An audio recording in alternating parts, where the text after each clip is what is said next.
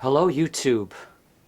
Submitted for your approval is a video about New York City in the 1990s. Now, before the video begins, I wanted to make it clear that I intended to make this as a standalone video, but it was turning out to be too long, so I'm going to release it as a 2-episode, maybe even 3-episode program on New York City in the 1990s, because a good portion of the video deals with the economic conditions, political and social conditions of the 1980s that led to the policy changes of the 90s.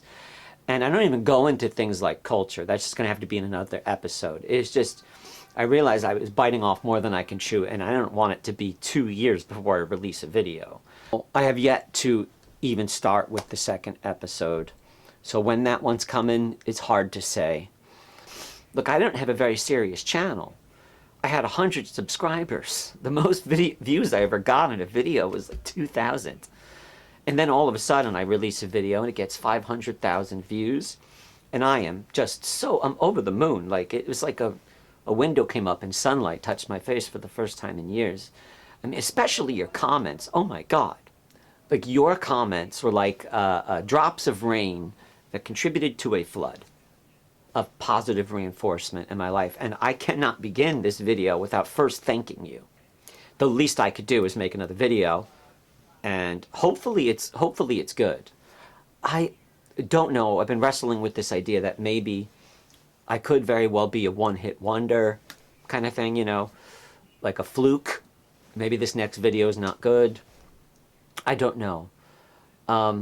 Also, I wanted to say that the first 5 to 10 minutes of the video is highly opinionated. It's just my opinion. Maybe you disagree. Maybe you disagree vehemently. And that's okay. That's fine. Like, get involved. Let me know if you think that my take is wrong. But thereafter, I try to be as balanced as possible. Whether I ever make a penny making videos remains to be seen. But even if I don't, like, I'll still make videos. But I know some of you just been expressing, like, when's the next video? When's the next video? And that puts a great sense of responsibility on me. But just so you know, the last video, despite the 500,000 views, is not monetizable. Why? I don't know. And they do not explain at all what it is that is not monetizable or what disqualifies it. So your guess is as good as mine. And I don't even have any confidence that this next one is going to, I have a feeling it's not. So I am putting in the description links to Patreon, excuse me, not Patreon, to PayPal, Venmo. And I'm doing that not because I want to get rich, but because hopefully I could just get enough that I can maybe say have 1 day a week separate from work schedule, or I could take less shifts and then just concentrate on that 1 day a week doing just video work. And that way I can maybe put out, I don't know, a video every 3 months or something. But anyway, regardless, I wanted to make that clear before this video begins. Because I have been sort of silently in the background just reading all of those comments, and it has been life-affirming. So thank you once again. And let's get this video started. Tell me what you think. Get involved in the comments. Like, subscribe, share the thing. Let's get started in 5, 4.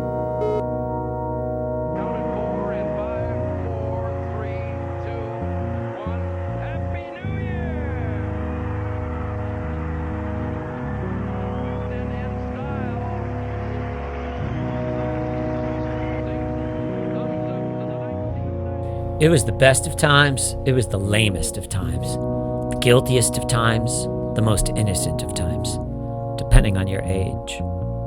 It was an era of catharsis and an era of desperation. It was a time of excessive taste and a pathological adherence to fads.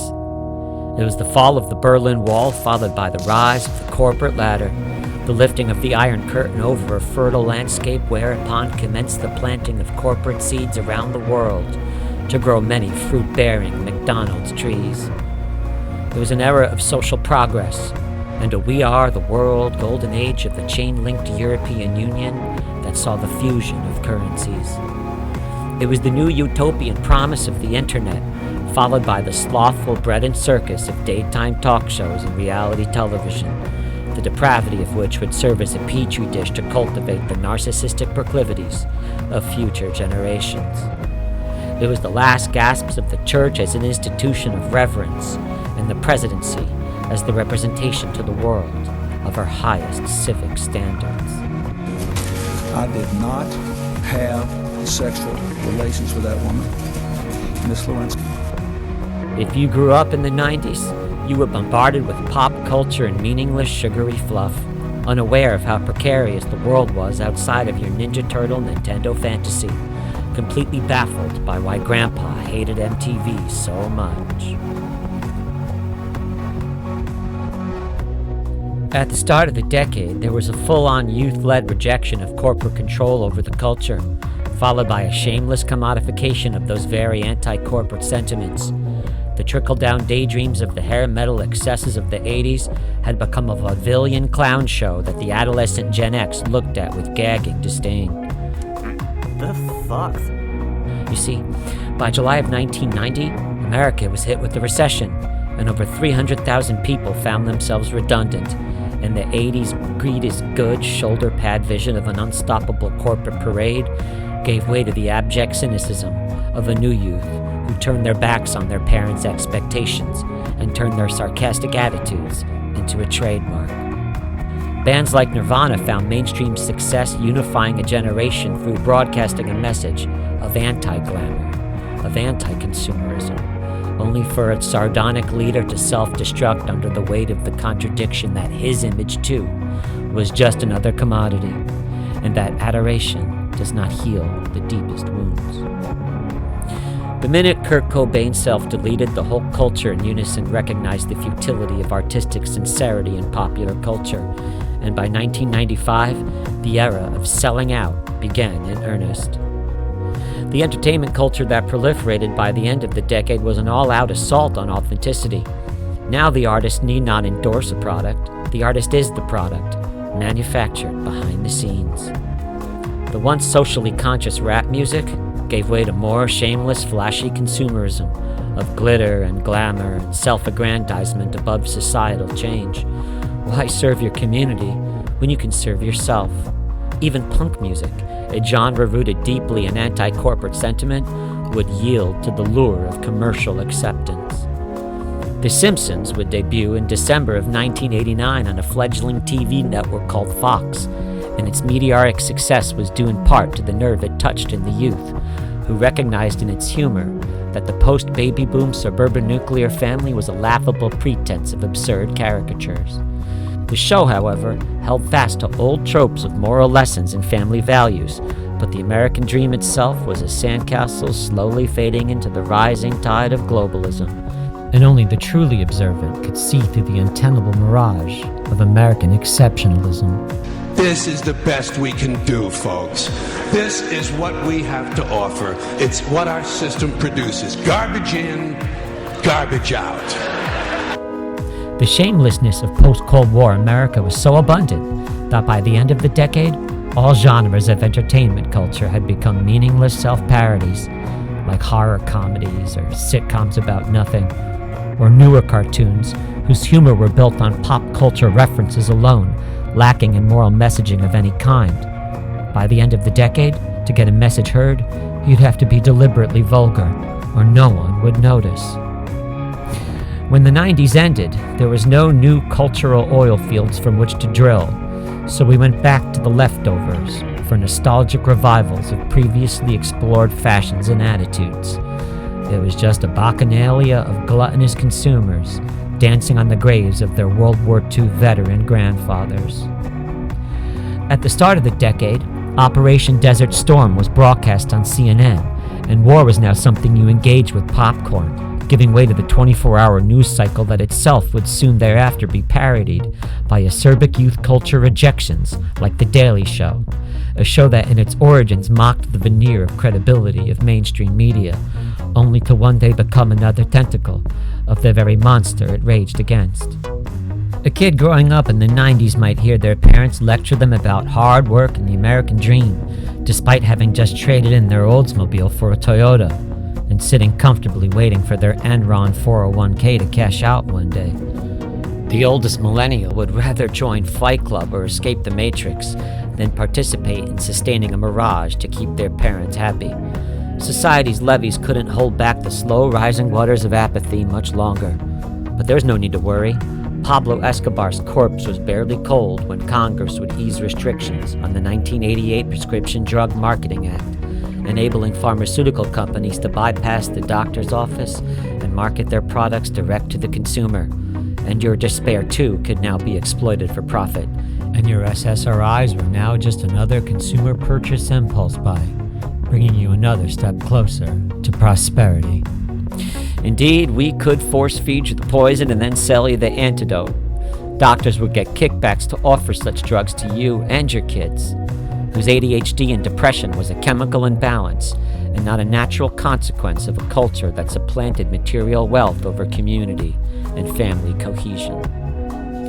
Indeed, all the sacred cows of post-war America would by 1999 all become McDonald's hamburgers. When the decade closed out, all the warning signs were in place that we were heading down a dark and dangerous path. And yet no one could see how the blame that could so easily be placed on the actions of a few in reality lay within us all. But we were too drunk and proud to admit that we shouldn't be driving society so near to the cliff. I guess there's not much more to say about the 90s. It was to those who lived it a glorious mess, a soul-sucking cacophony of irredeemably vapid commercialism and the limitless potential to find absolution in it. Yet some will tell you they enjoyed it. And to anyone living in New York, by the middle of the decade, one could see the first rays of a new dawn lay upon it. Whatever the 90s was in New York, it's over now. So let us take our MC Hammer and drive our 9-inch nails into its coffin as we lay the era to rest and eulogize it with the simple question, was it really better then? Or were we just blissfully unaware that we were sowing the seeds of our own destruction?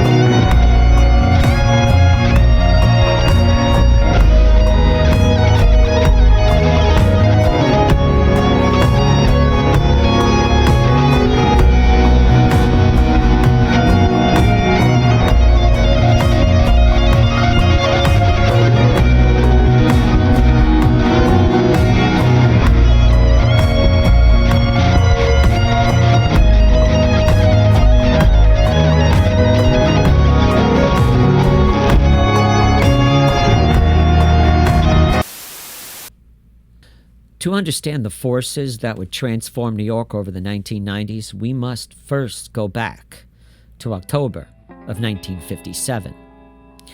As the Soviets were launching Sputnik into orbit, tightening the tensions of the Cold War, there was at the same exact time a major operation launched within the world of organized crime. This is Umberto Anastasia, known to all as Albert. He was the leader of the notorious Murder, Inc. association that would come to be reorganized as the Gambino crime family. He controlled the unions that ran the waterfront, and nothing came in or out of New York without him getting paid. But on October the 25th, 1957, Anastasia, famously, while getting a shave at the Park Sheridan barbershop on 7th Avenue and 56th, got his final payment.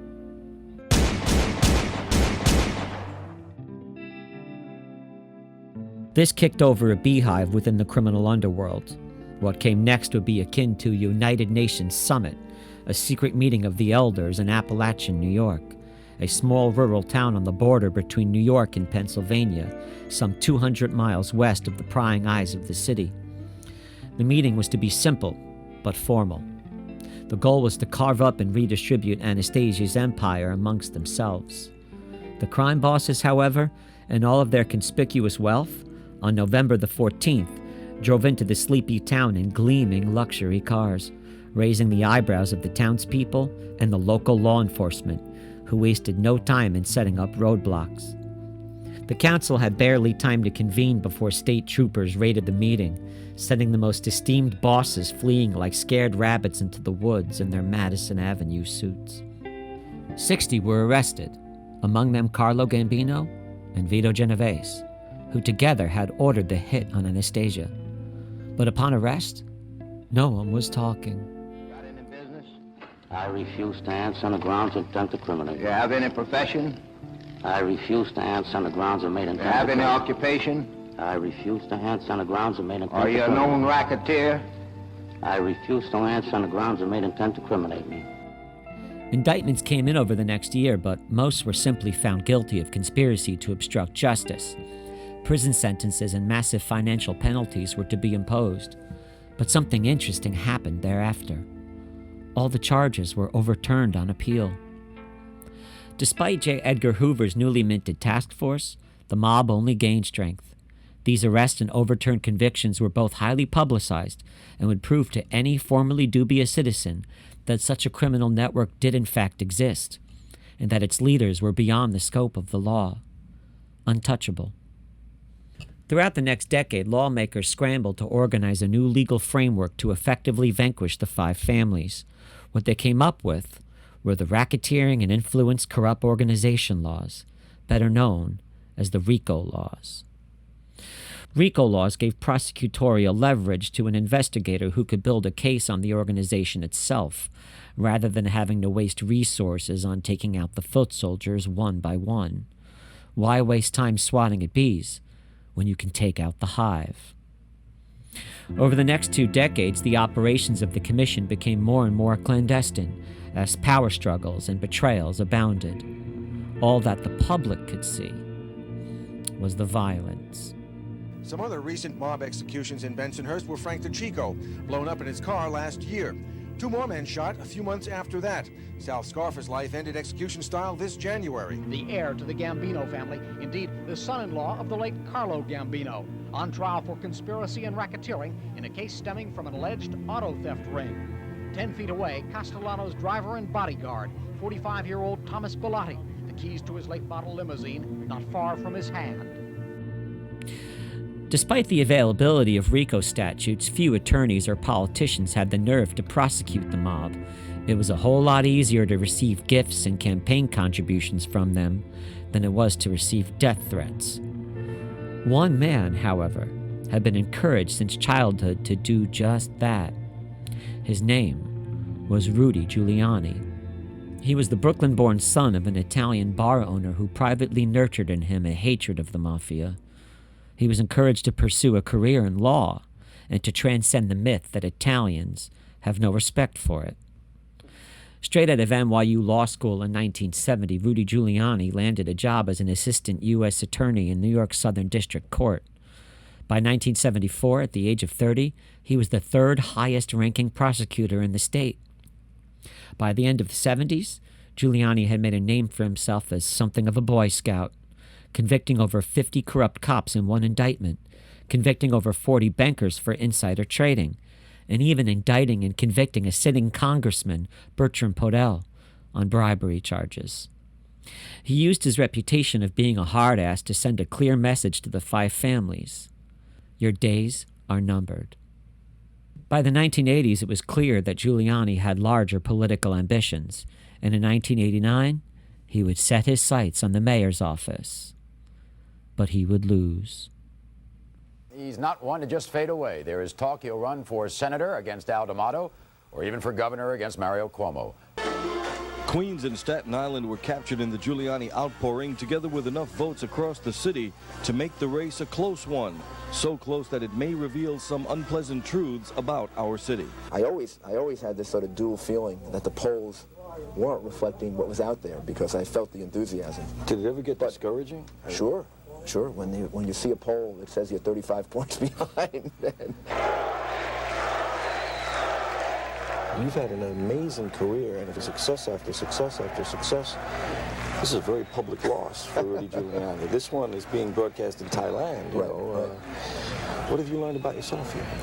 Well, I've learned maybe to convey more of myself, and to get people to know me better, because I did feel hurt by all the descriptions of me as mean and just a prosecutor. The presence of your sense of humor and your warmth notwithstanding, let's be honest, you can also be one tough son of a bitch. Yeah, sure. Yeah, absolutely. You've got to be. I mean, this is. I don't think there's any distinction in that. I think that if you're going to deal with public issues, you've got to be tough and you've got to be compassionate and you've got to be both and you've got to know when to be both. It's morning again in America. Today, more men and women will go to work than ever before in our country's history. With interest rates at about half the record highs of 1980, nearly 2,000 families today will buy new homes, more than at any time in the past 4 years.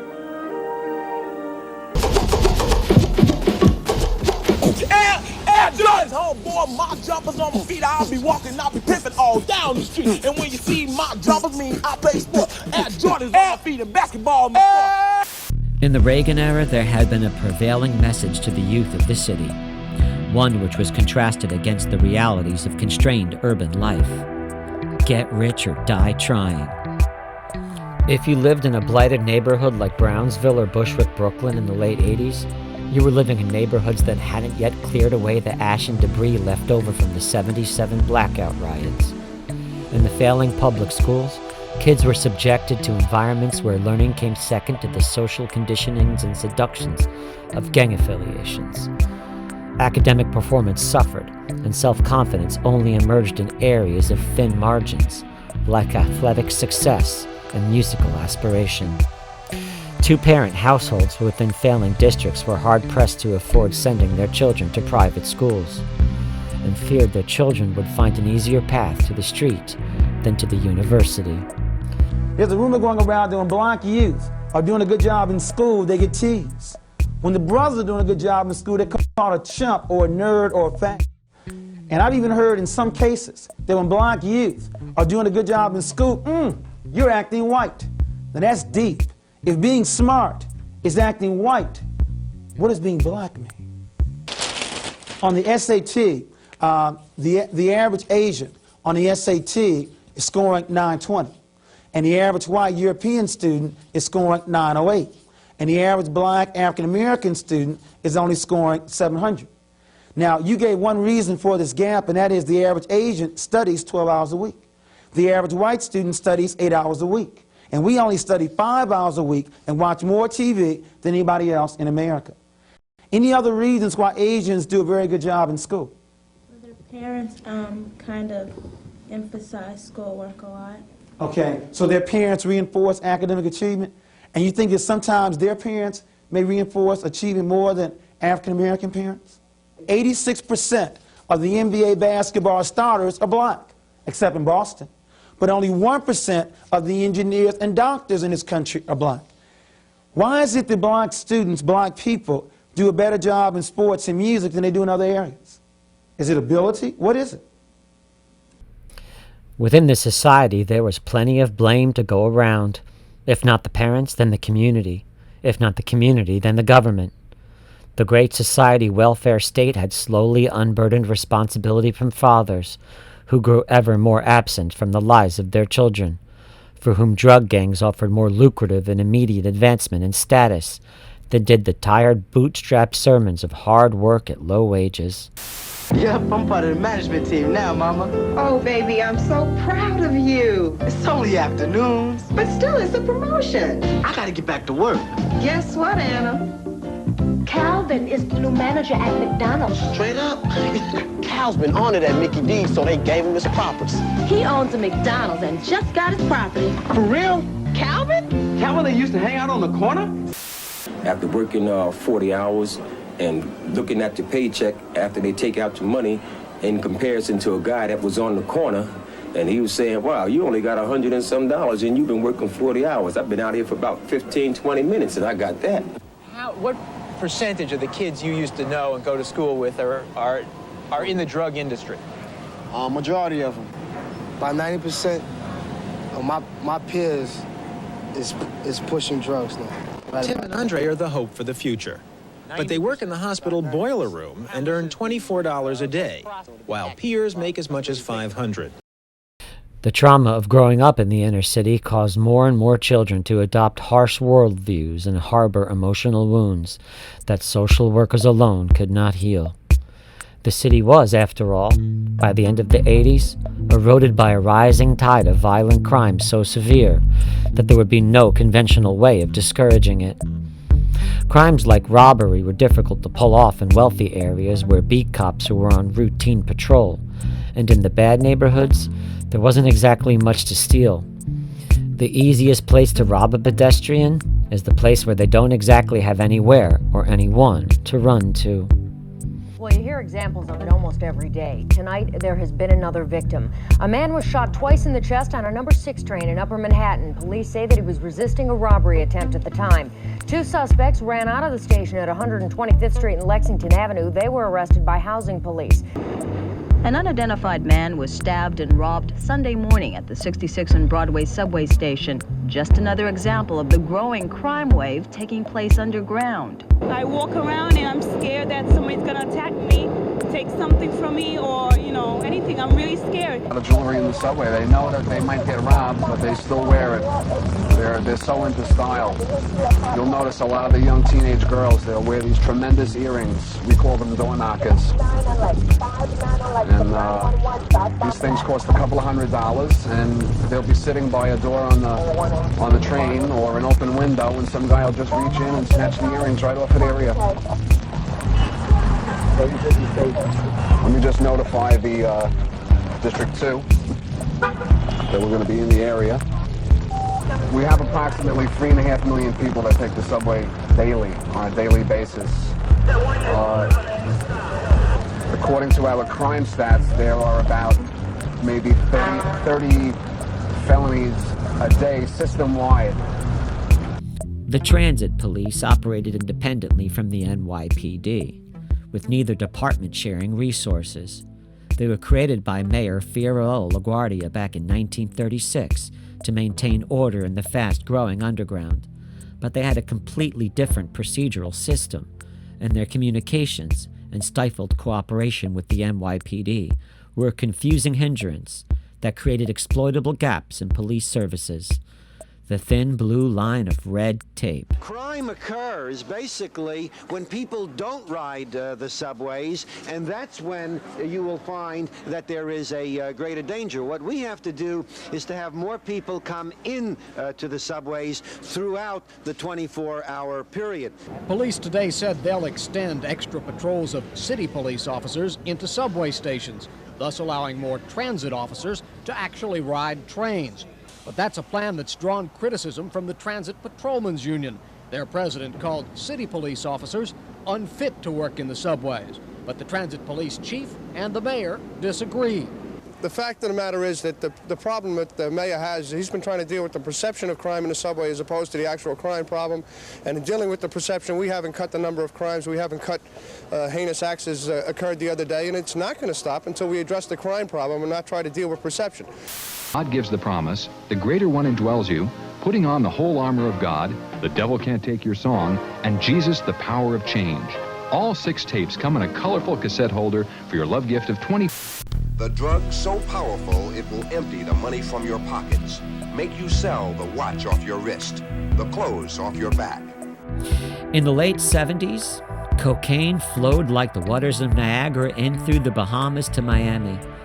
So much so that by the 80s, the price per gram had fallen over 70%. To maximize profits, dealers had come up with a new means of delivering the drug. The cocaine would be diluted with baking soda and water. The water would be evaporated away, leaving behind a rock crystal-like substance that, when heated, makes a crackling sound, emitting vapors that get you high as fuck. They referred to it by the sound that it made. Crack, a potent, inexpensive, highly addictive form of cocaine. Much of the nation's crack problem is concentrated in New York. Local officials call it an epidemic.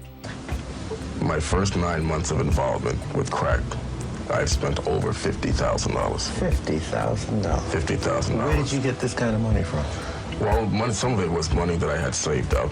I was currently working as an engineer for a communications firm, earning $35,000 a year.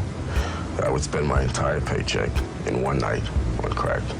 there's not even any words really to describe it. It's a feeling so intense and so pleasurable that I've seen it cause people to spend their last penny. I've seen people spend their rent money, their food money, their everything. You mean from that first time you were gone? Yes. That first hit, to me, was so immense and so unlike anything I'd ever had in my life that I just had to try it again. You love it, don't you? Well, I don't know if I'd say I'd love it, but well, if it's the best feeling you've ever had, you know what most people automatically think. Right. And it's better than that? Yes. There would be no need for a supply side if there were no demand side. And the people that are using it, in my judgment, are just as bad as the people who sell it. Crack took hold of New York particularly hard, and in economic dead zones, the only well-dressed man for miles was the man whose fortunes came from destroying the mind of his neighbor. To many, the crack dealer was a 20th century slave master, enriching himself on the subjugation of the will and spirit of those he enslaved through addiction. Law enforcement agencies across the nation were overwhelmed when crack-motivated crimes reached epidemic proportions, often resorting to unconventional tactics to combat its distribution. This car belongs to an operating room nurse. This one to a disabled New Jersey police officer. But this weekend, federal and local police seized these vehicles and others after their occupants allegedly purchased cocaine and other drugs. The war against drugs, especially the crack form of cocaine, is heating up. The message that I want to leave today is if you come to New York to buy crack, bring car fare and be prepared to take the bus back. In New York, the drug problem is epidemic. City officials say cocaine arrests are up 60% over last year. Watching a buy is easy. You just had another sale right there. There are so many people awaiting trial and so many who have been convicted on drug charges that New York's mayor has proposed building 2 so-called prison camps. Camps that could house up to 10,000 people. Radio Shack keeps you in constant communication with their affordable, transportable cellular telephone. Hello? Selling crack, however, was not an every-man-for-himself enterprise. By the end of the 80s, disparate and competitive organizations had emerged in various neighborhoods, vying for favor with cartels and competing for dominance beyond their home turf. There were gangs like Dominicans Don't Play, the Trinitarios, whose preferred method of intimidation involved a machete. There were also Chinatown's Flying Dragons and the Ghost Shadows, and the Vietnamese BTK gang. The gangs were often a dangerous blend of both proud and nihilistic young men, whose entire self-worth was derived from the fear they instilled, being mistaken for respect. While the Mafia prided itself on its code of violence only being carried out against those within ranks and never against the innocent, the same was not true of emergent drug gangs, and in 1988, gang violence reached a new low. Veteran police officers are shedding tears tonight for a rookie cop executed in cold blood. Officer Edward Byrne was just 22 years old, the son of a retired police lieutenant. Officer Byrne was shot early this morning as he sat in his parked patrol car. He was on stakeout assignment in the South Jamaica section of Queens. That portion of the 103rd precinct is known as a drug-dealing supermarket. The execution is being read as a bold message from drug peddlers, but tonight, heavily armed police units are patrolling South Jamaica, sending out a message of their own. You know, this neighborhood here in South Jamaica is never very calm. The crack dealers and criminals make sure of that, but it is particularly tense out here tonight after the brazen, cold-blooded murder of a man who wanted only to keep this neighborhood safe.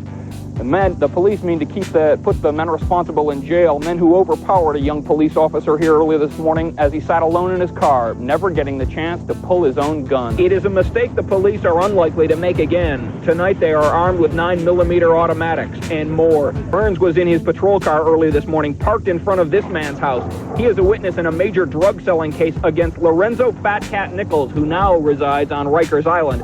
Police believe that it's possible that Nichols engineered this hit from his Rikers Island jail cell. After the brazen 1988 surprise attack killing of rookie patrolman Edward Byrne, law enforcement went into an adrenalized revenge mode, and so many arrests were made in the following months that servicemen often ran out of available handcuffs. By 1990, 1 in every 4 young black men was either involved in the drug trade, a victim of its predation, or incarcerated as a result of it. The mass arrest and incarceration of young black men fostered race-related angst from the peripheral communities. Many within the black community felt this.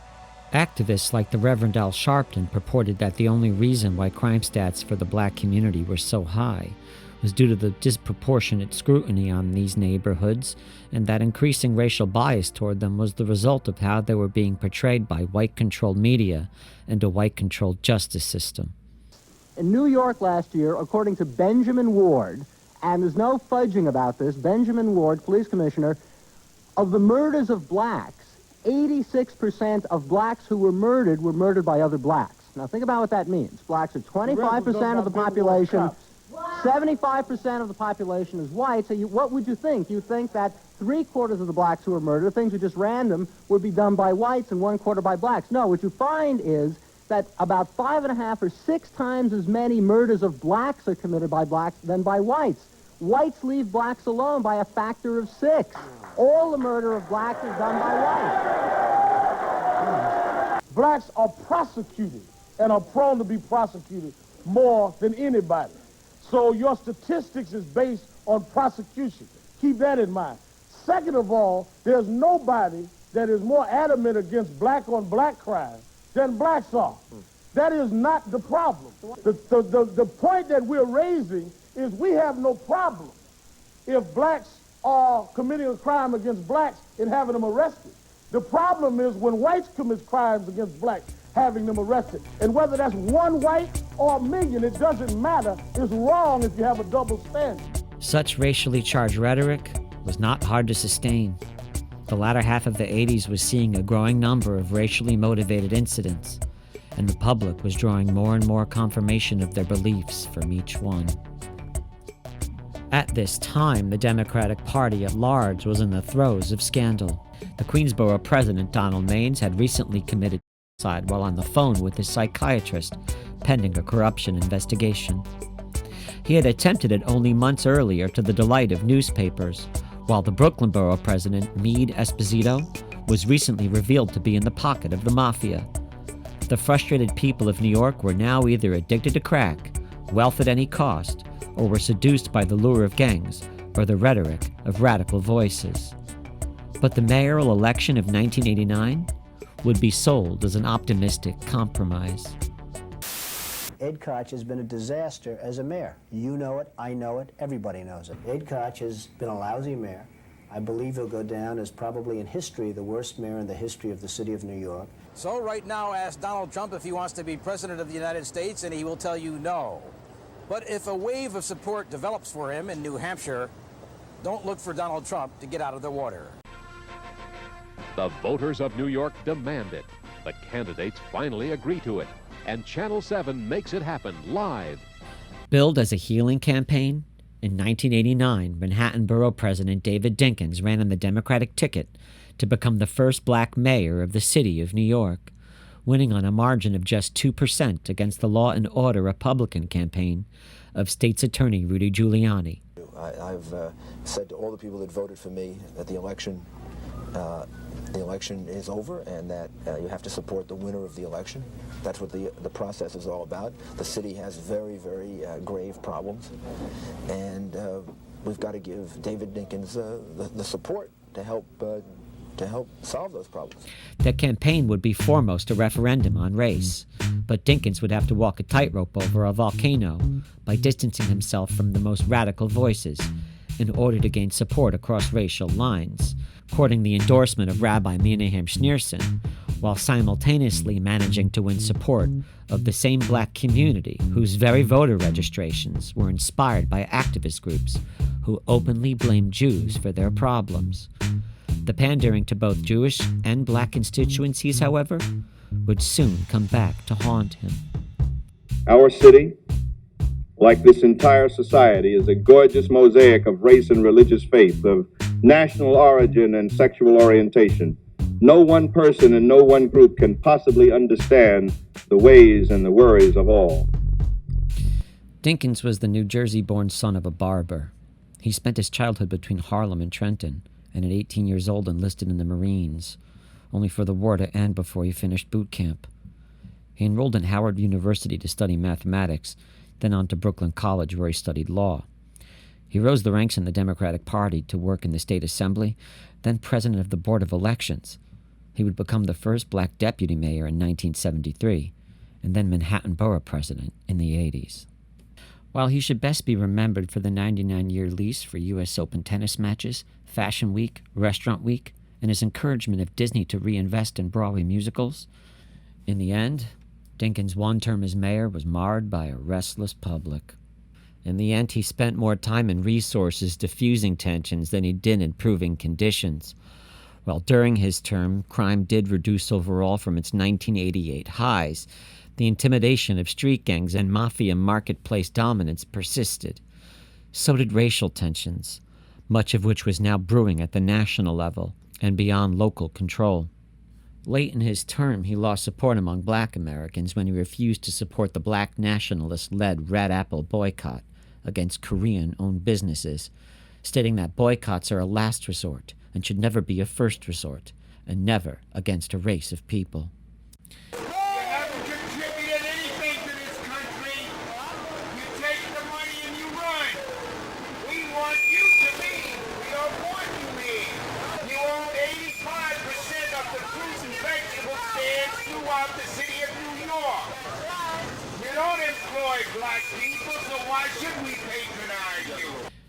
He also lost support from Muslims when he visited Israel in the wake of the Iraqi-led 1991 shelling of Israel with Scud missiles.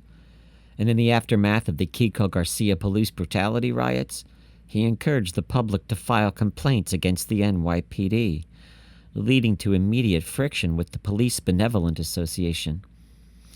At the end of his tenure, despite the "can't we all just get along" pandering, his administration would famously come apart at the seams at 8:15 p.m. on the evening of August 19th, 1991.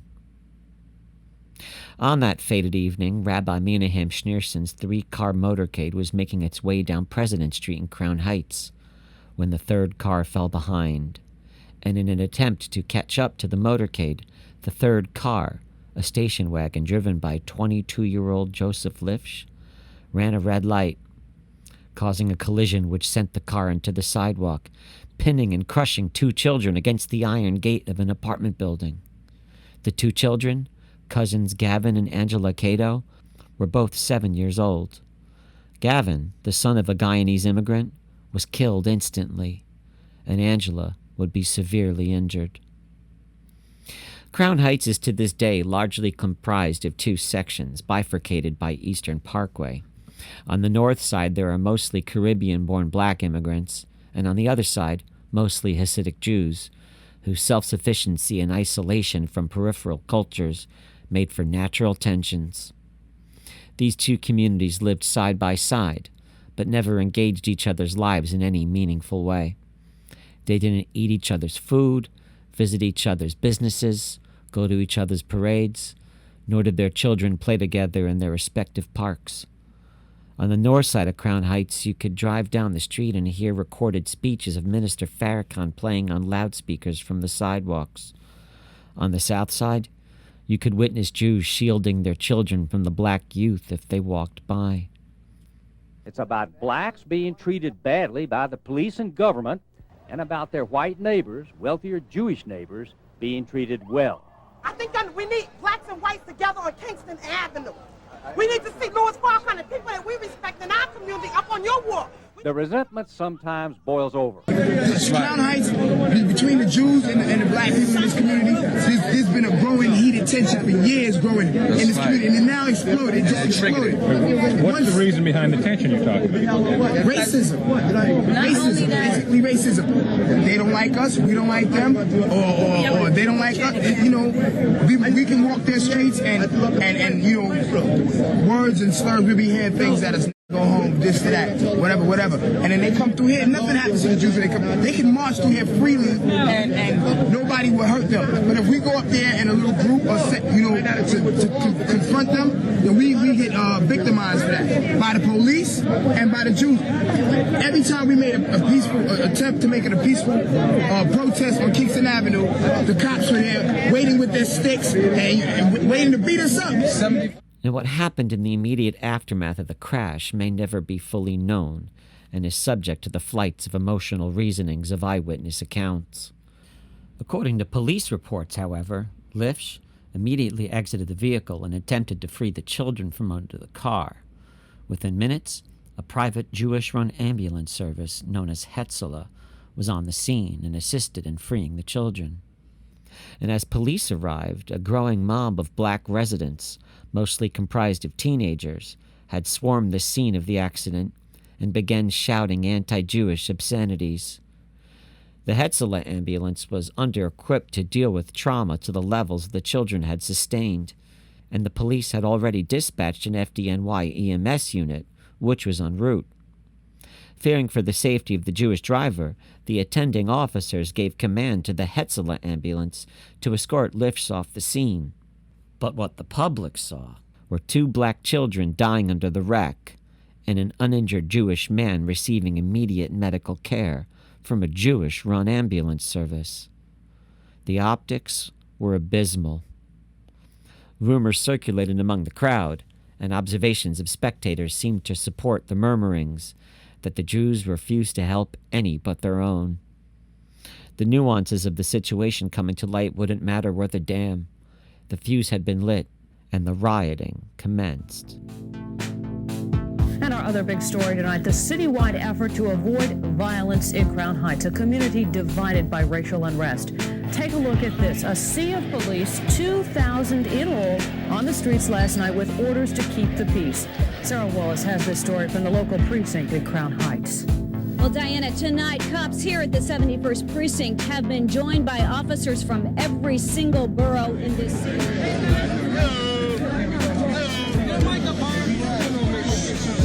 Justice! No justice! Reverend Al Sharpton and Alton Maddox are demanding the arrest of the Hasidic driver. They say if he's not arrested, they will hunt him down themselves. At some point in the evening on the first night of the uprising, a group of Trinidadian teens, bent on revenge, shouting, "Get the Jew! Get the Jew!"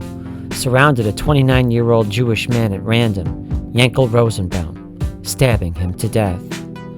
Rosenbaum was a student visiting from Australia in New York to work on his doctorate and was simply in the area and had nothing to do with Schneerson's envoy. His killer was 16-year-old Lemerick Nelson Jr. A Hasidic man, a Jewish man, was stabbed to death 2 hours later. They say it was revenge. A block away, police caught a 16-year-old high school student, Lemerick Nelson Jr. Yankel Rosenbaum, as he lay bleeding on the street, identified Nelson as his attacker. And they say Nelson confessed to police officers that he stabbed Rosenbaum. The black residents called the incident a blatant example of Jews getting preferential treatment, and anti-Semitism was at full froth when at 7-year-old Gavin Cato's funeral, someone was alleged to be carrying a placard that read, "Hitler didn't finish the job." The Jews called the riot a pogrom, claiming Dinkins allowed the riots to continue in order to allow the black population to vent their rage, as if destroying Jewish businesses were all part of some sort of healing therapy.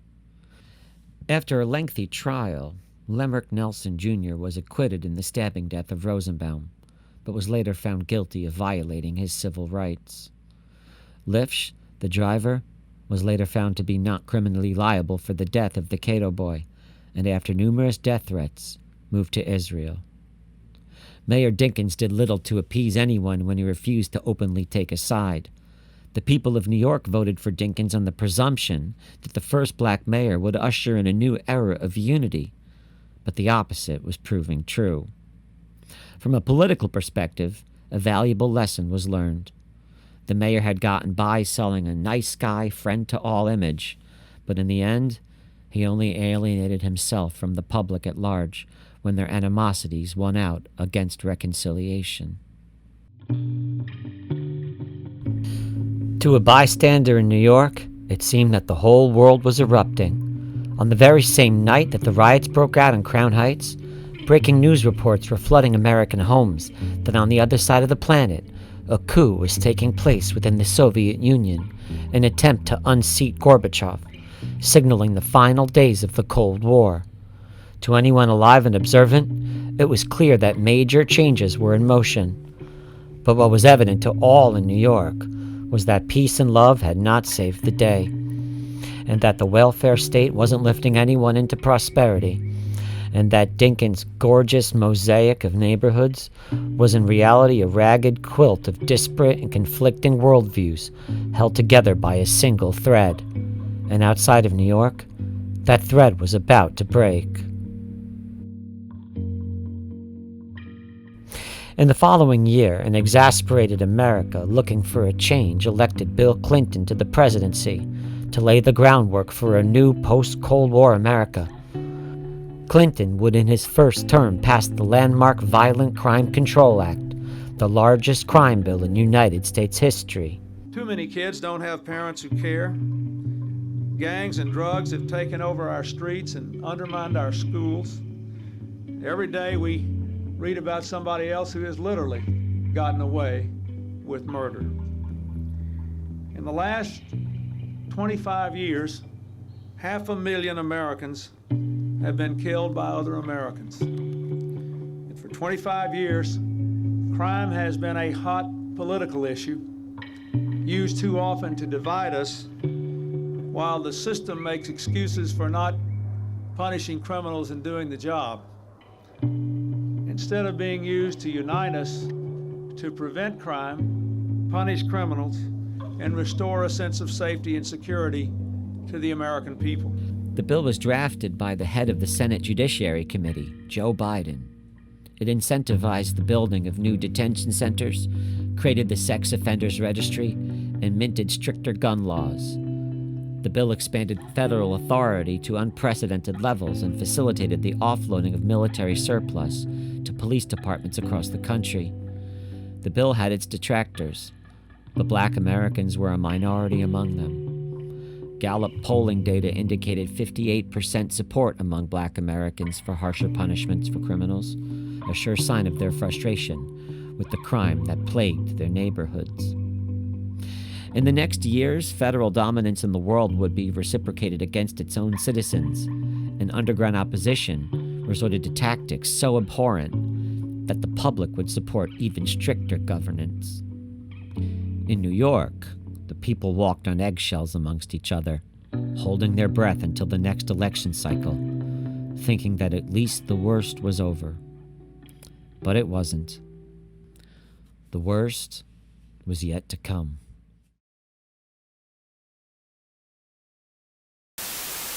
And leave old, inefficient ways of doing business behind. With new ways to find. Mohammed Salameh was a 25-year-old illegal immigrant from the West Bank of Palestine with a passionate hatred for the state of Israel. Arriving in the USA at just 20 years old, he had overstayed his travel visa by 5 years. And in January of 1993, he crashed his 1978 Chevy Nova, seriously injuring his roommate, 24-year-old Ramzi Youssef, who would spend the next several weeks in hospital. Despite not having a driver's license, Salameh had been using the Nova undetected to transport nitric acid and crystalline urea with Youssef to their shared apartment on Pamripo Avenue in Jersey City. There, they would construct a bomb. Upon Youssef's release from the hospital, they subsequently borrowed the credit card of one Nidal Ayad to rent a rider van. They loaded it up with the explosives, adding hydrogen tanks for increased potency. And on February the 25th, the night before the van was due back, Salameh reported it stolen. On the morning of February the 26th, as a light snowfall came over the city, he, Ramzi Youssef, together with the third conspirator, Iyad Ismail, drove the Ryder van and a burgundy Chevy Corsica to the World Trade Center complex into parking lot B2. There they lit 4 insulated smokeless fuses of medical-grade rubber and fled in the Corsica. At 12:18 p.m., that bomb exploded. At 12:18 p.m., World Trade Center Tower number 1 became a tower of smoke. Hundreds of workers and visitors were first stunned by the sound of the explosion, then attacked by clouds of fumes and debris. It exploded with the force of 800 pounds of TNT, tearing a 100-foot spherical crater into the parking lot, killing 6 people instantly, 7 if you count an unborn child. There was a man still sitting in his car, and you could tell he was dead. And I didn't even get close to him, because as we were getting into that area, our man got hurt, and that's what we were concerned with. That place is a death trap. Let me tell you something. There was smoke where there shouldn't be smoke. I was on the 107th floor, and we heard the bang, and that place filled up in 5 minutes. Well, first we was told to go down the wrong stairwell. Then we came back and went down the right stairwell. Falling glass rained from above. People still stuck upstairs, forced to shatter windows in order to breathe clean air. That created a dangerous path for those waiting to evacuate the building and those on their way out. Keep on walking, thank you very much. As flame and smoke streamed from the blast radius, the North Tower was turned immediately into a 1,368-foot chimney, trapping 10,000 souls inside. Employees with no formal procedural training for evacuation were instantly in a state of panic and confusion. In the darkened stairwells, they choked and gagged and swallowed toxic soot. In that B2 level, and what they were trying to do is to deal with the people that were trapped in the other areas because of the smoke condition in the upper floors. And where did the smoke go from all the way down there to where? To the 96th floor. We had people self-evacuated from the 96th floor. We had people from the 48th floor that firefighters removed. Those trapped in elevators would not be rescued until the late hours of the evening. Some were found therein unconscious and barely clinging to life. The elevator broke down, so we had to stay there for about 6 hours. When you were in it? Yeah. What did you do in there for 6 hours? We panicked. The kids told their parents how they were packed in like sardines, all 50 of them. 3 chaperones and 2 tourists from California in one elevator, in pitch darkness. They had cigarette lighters, and on and off, they would give us light. And that's all the kids wanted, was a little bit of light. You couldn't see your hand in front of your face. When we opened up the elevator 1A, there were 10 people laying on the floor. It was amazing. And they were all semi-conscious. The only noise we heard was one woman cry. And they were all in need. We threw our masks on them and called for oxygen. And the last report is a couple of people are still in serious condition. But it was amazing. Our husband and wife said goodbye to each other. The husband and wife team, it was incredible. We opened the door up. They were all laying there. It was like it was an incredible sight. In the confinement of the elevators with no tools, one trapped group pried the doors open with their bare hands and dug through the drywall with their car keys. It took them 5 hours to accomplish this. Tourists on the observation deck waited desperately for helicopters, and many employees at ground level suffered broken limbs in the crushing stampede as people fled in panic. In total, over 1,000 people sustained injuries. Over 100 of them were life-threatening. And within an hour, it was becoming apparent that this was no accident. Uptown, the Empire State Building began evacuating. Came in at 2:44, the caller saying there was a bomb inside the Empire State Building. Police began a floor-by-floor evacuation of all 102 floors. At 4:30, people were still coming out of the building. Businesses closed early. People feared going into the subway for fear of more bombs. The panic spread in every direction, as fast as did the shockwave. Little did they know how much worse things would one day get. The FBI soon tracked the VIN number of the exploded van to a rider rental agency in Jersey City. A task force of over 700 agents was assembled and caught up to Salome just 6 days later, and he was raided by a SWAT team as he attempted to get the van's $400 deposit back. But Salome was just a runner. In all, there were 6 conspirators, all sharing the same hatred for Israel and the United States. Ramzi Youssef was the mastermind, but he was long gone. In Pakistan within a day of the attack. He would shortly thereafter issue a proclamation and a letter to the New York Times, where he proudly claimed credit for the attack. Youssef would remain at large for the next 2 years, but was eventually taken into custody in Islamabad.